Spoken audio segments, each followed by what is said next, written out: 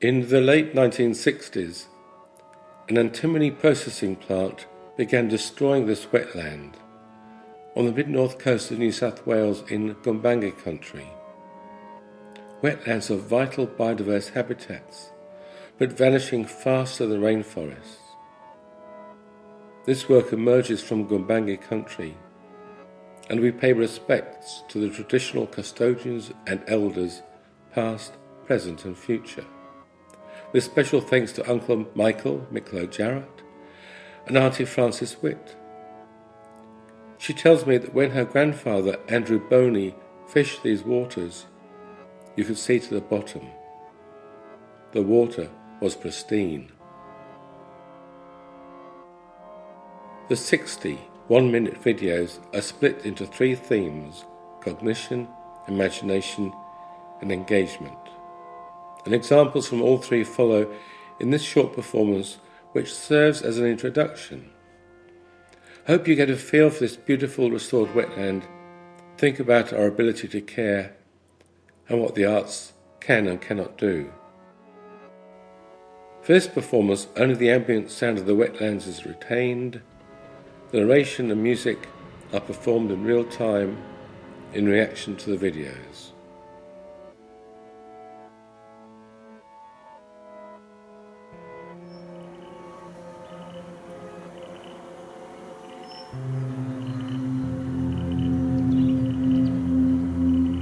So here we are, burdened by art. So much of what we take to be aesthetics ignores the natural. Let's avoid the kitsch and sentimental, the monumental and the cult of originality, and let us despise the market. We're sleepwalking through eco-catastrophes one after another. We should take nature seriously. Its ecology, its beauty, its demolition. Artists especially. The future is bleak if we no longer care for what is living.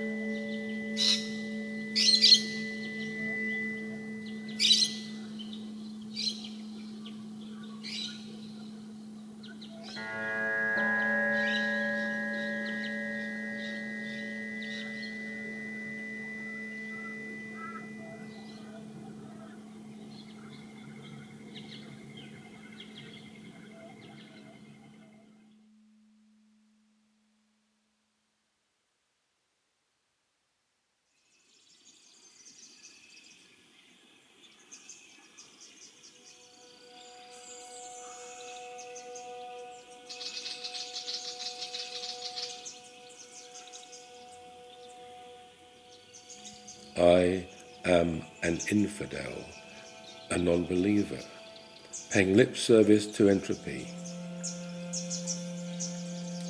But what about you? What is waiting for you in the darkness?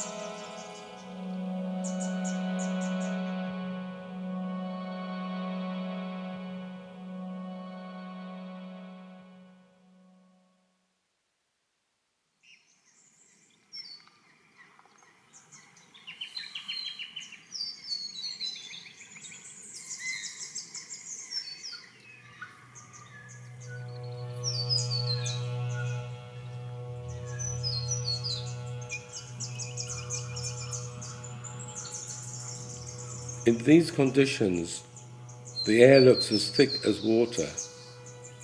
The waking bushbirds cut into the default mode, a quack, splash, congealing in the weft of quietness, soaking through the soft membrane of these poems.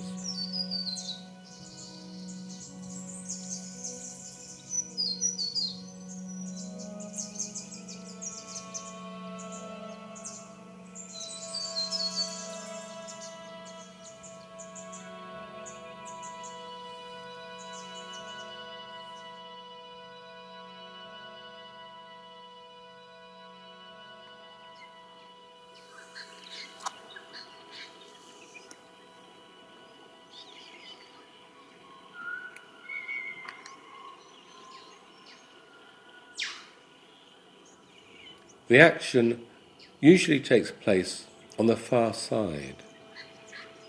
We can swim but are not webbed. Our embryonic necks show signs of fishy gill slits and gill arches, modified to lower jaw, middle ear and voice box. I should accompany the residue of birdsong with no one else around, since they are dinosaurs. Fish can't sing, can they?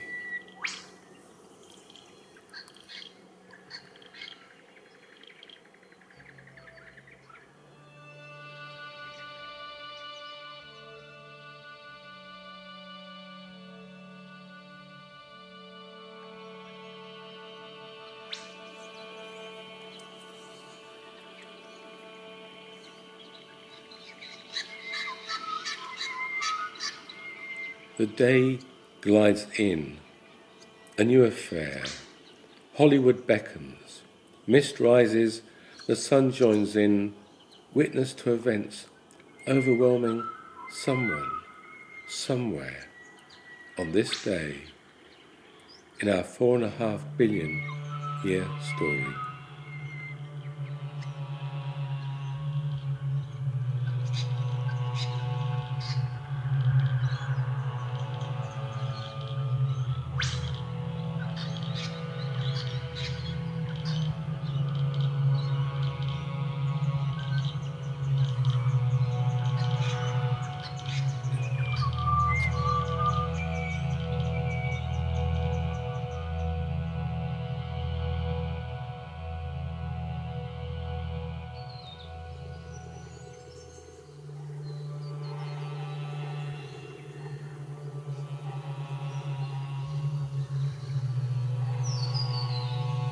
The foliage is sponging up its food, a web spiralling nutrients, gases, materials, reverberating thoughts.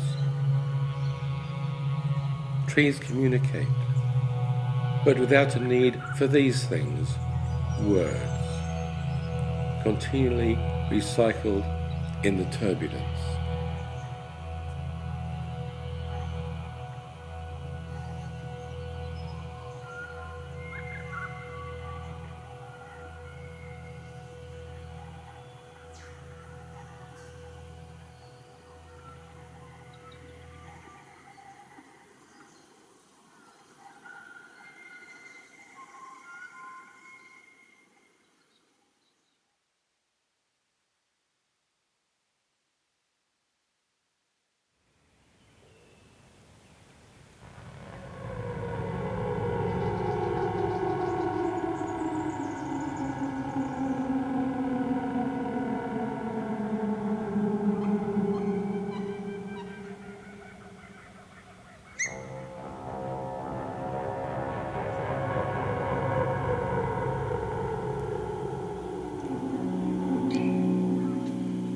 Exposure causes respiratory irritation, inflammation of the lungs, chronic bronchitis, chronic emphysema, pneumoconiosis, gastrointestinal symptoms.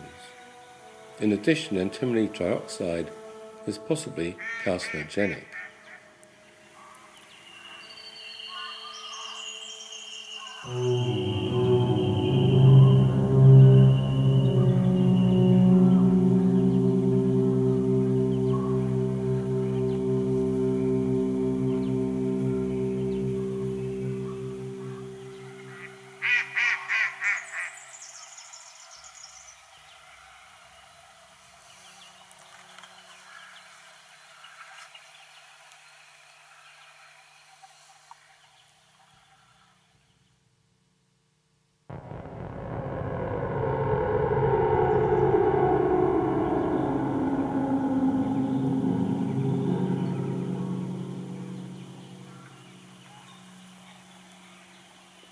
Initial reactions are nausea, vomiting, abdominal pain and severe diarrhea, then encephalopathy and peripheral neuropathy.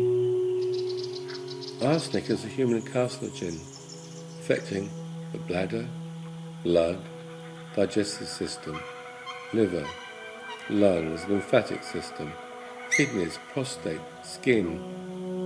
Causes diabetes, heart disease, neurotoxicity, and death.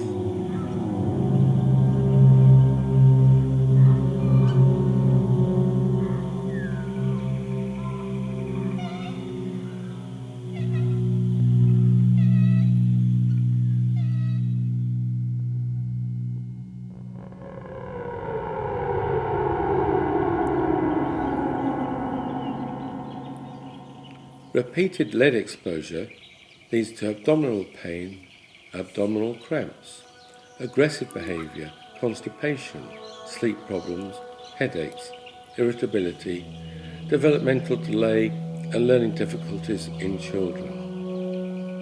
Loss of appetite, fatigue, high blood pressure, numbness in the extremities, memory loss, hearing loss, headaches, anemia, kidney dysfunction, high blood pressure and seizures.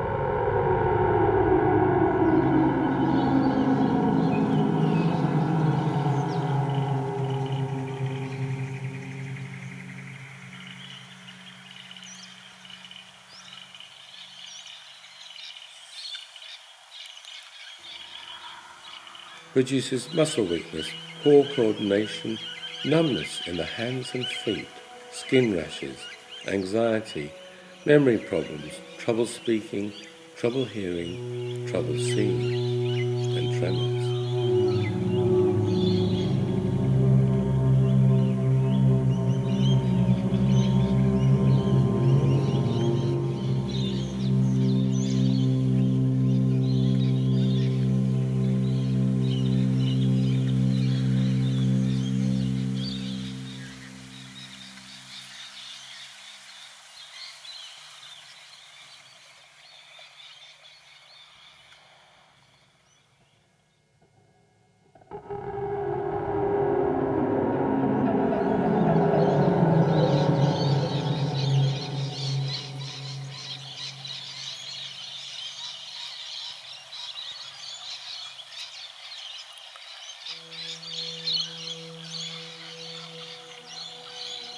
Symptoms include dizziness, headaches, nausea and vomiting, rapid breathing, rapid heart rate, restlessness, weakness, convulsions, loss of consciousness, low blood pressure, lung injury, slow heart rate, respiratory failure, leading to death.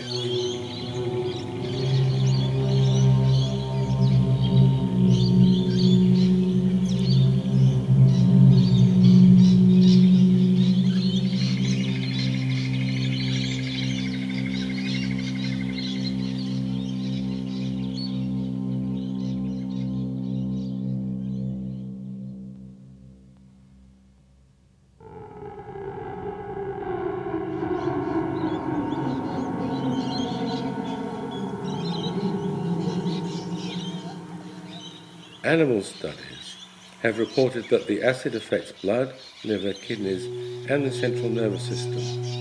It may act as a tumour promoter. Ray Lopez writes, "Without hope, the world around us will certainly collapse. And while we might then become something else, we will no longer be the species of animal that has brought us to the brink of extinction." At this point, hope is not a word that resonates for me.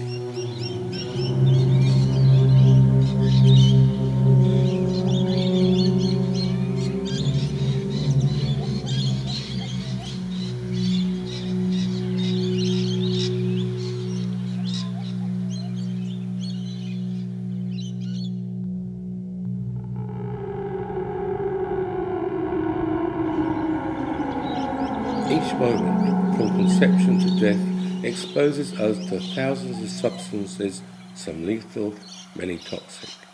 Most of them unknown in their effects on our health or the health of the natural world.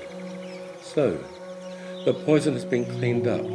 Tons of waste have been buried beneath a series of membranes on the hill above. But each year we generate 72 billion tons of minerals, metals and materials, up to 100 billion tons of rock, soil, tailings and slag from mining, and we lose 75 billion tons of topsoil, mainly from farming and development.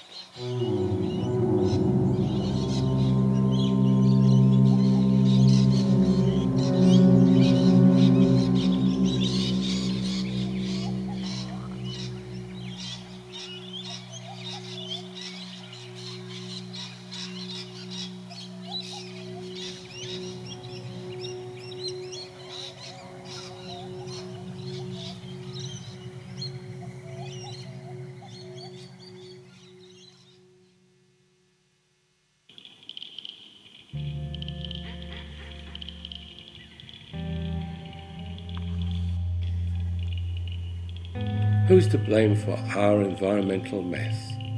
Corporations blame us, the public, to distract from their culpability. We are greedy consumers, while the producers are innocently wealthy. But anyone can make a difference, not just the rich, powerful, or utterly determined. I undertake regular bird surveys at this restored wetland, and nature springs surprises when allowed to. Comb-crested jacanas have appeared towards the southern tip of their range. They step delicately from lily pad to pad. Jesus birds is one of their names. The beauty of this Gumbaynggirr Country demands attention. If we get to know the natural, we will come to appreciate and love it, and hopefully help protect it.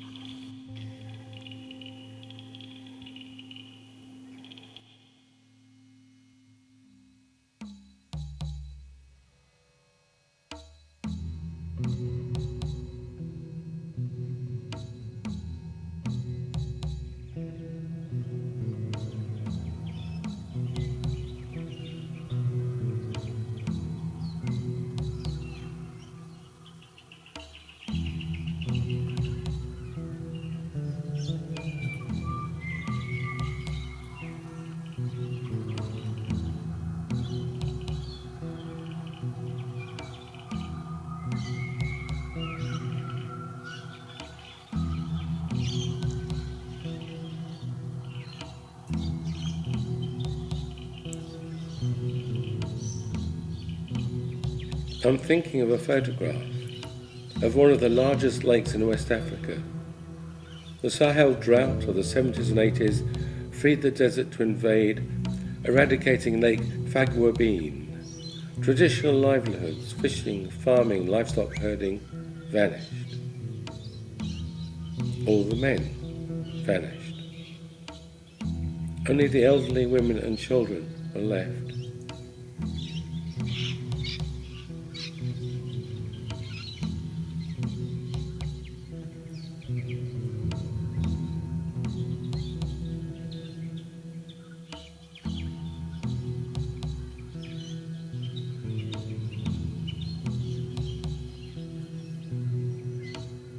A child walks across white ground with a few small stick trees. Blank sky drowns the horizon.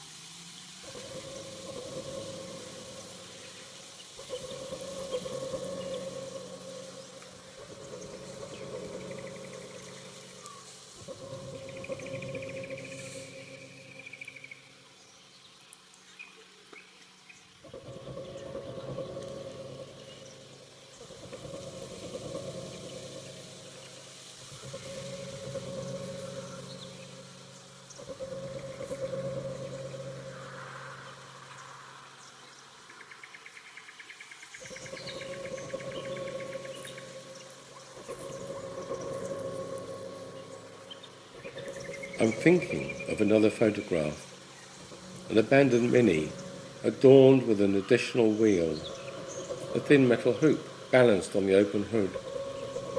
The sculpture's interior is pitch black. It has fallen backwards into the lagoon, leaving a trail of detritus behind.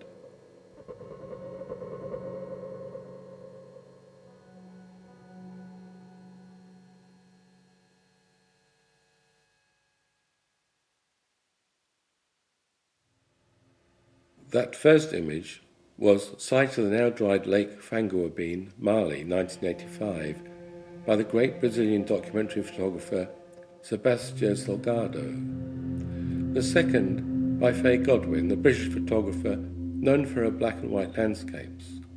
It's called Rotting Car, Cliff Lagoon, Kent, 1981. This site is now also a reclaimed wetland and a successful bird reserve. The following video is about that eccentric German artist Joseph Beuys. In 1971, while travelling in a car with two photographers, he noticed a World War II bunker surrounded by a bog. He told them to stop. Beuys jumped out, leapt from hummock to hummock to a deep pool of muddy water, and dived in fully clothed until only his famous felt hat was visible. An improvised performance piece.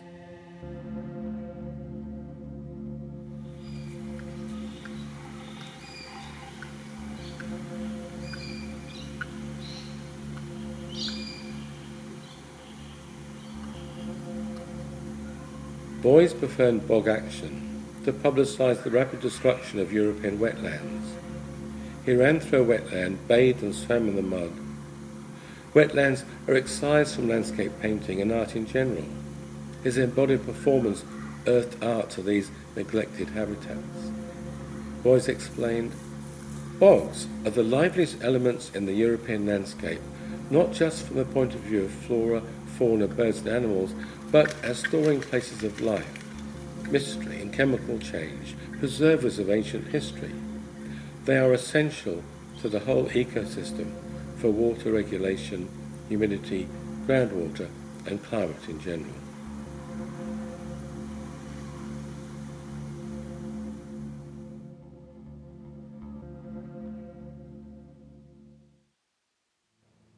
The next video is all about how swans became black.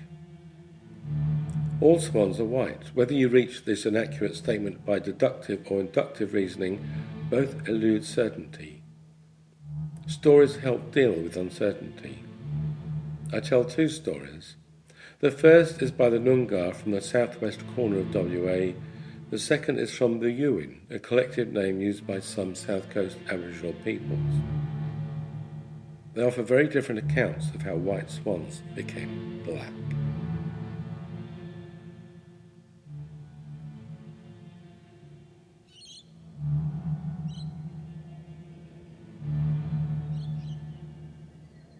The Noongar sing of the swan Mali, so proud and boastful of his beauty that the eagle Walich ripped out his white feathers as punishment.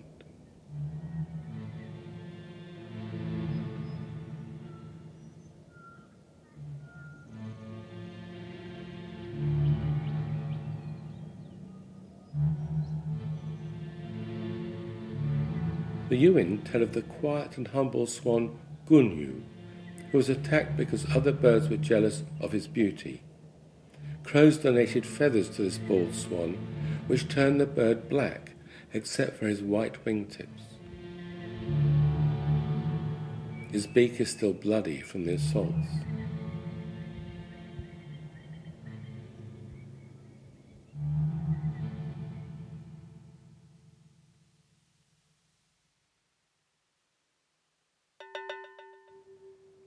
Okay, let's start.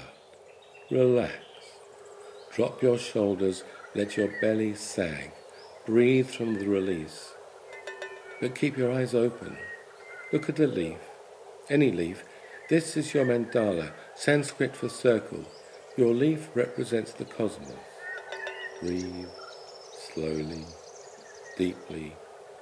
There are no lotus leaves here, a sacred symbol in so many cultures. But don't worry, nymphaea will do. Ignore these first pods of spring, part of Gumbaynggirr cuisine along with their roots and stems.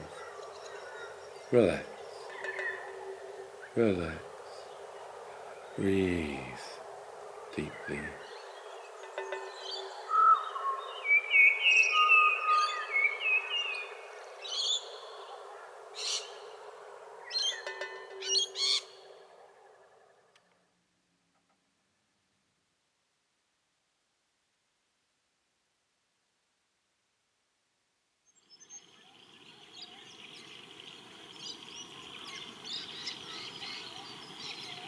Human acknowledgement of the rest of the living world has never been so rare as today. We are built to pay attention to the world around us. A sense of kinship is a natural byproduct of this evolutionary heritage.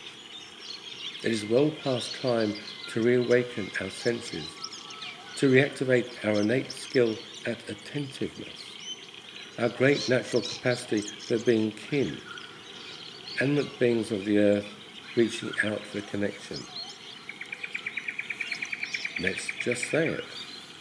We need to love this world. We need to love this world. We need to love this world. We need to love this world. We need to love this world.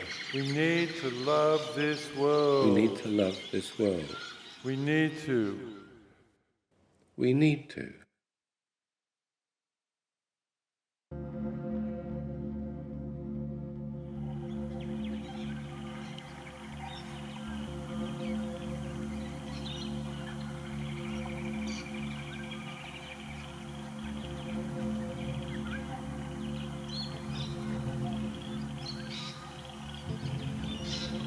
In the next 60 seconds, your heart will beat about 70 times.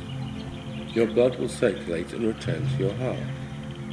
You will generate 100 million red blood cells, and you will lose 500,000 skin flakes. You will inhale about 15 times and manufacture 0.5 gram of carbon dioxide. You will blink 20 times, and you'll have about 50 thoughts.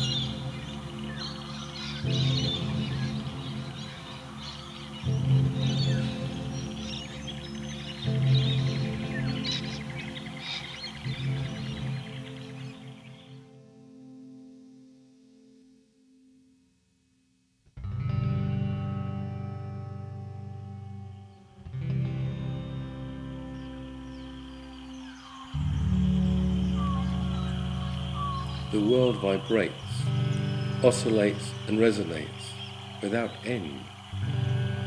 We are becoming ghosts.